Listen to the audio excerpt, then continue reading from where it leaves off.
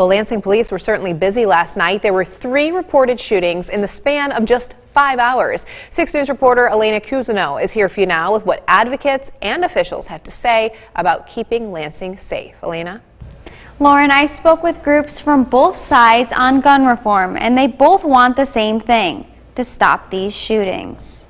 Gun violence is a public health issue. From Uvalde to Buffalo to Tulsa, shootings are becoming a problem throughout the country. Enough, enough, enough. And after a speech from President Joe Biden yesterday, 3 separate shootings took place in Lansing in the span of just 5 hours. Police say the people shot will survive, but an advocate from Moms Demand Action says that even survival comes with trauma. They're not okay because they will carry with them the fear, the post-traumatic stress syndrome, the effects of this.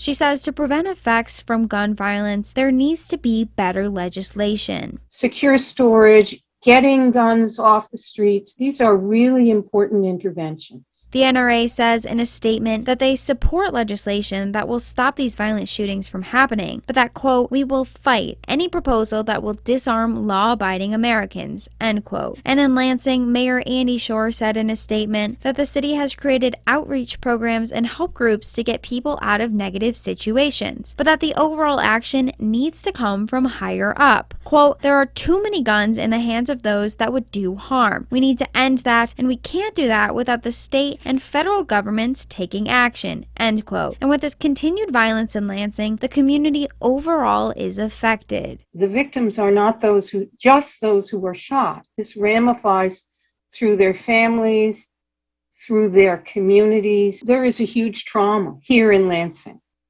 Both groups and the mayor say that some of the major causes of these shootings are fear and anger.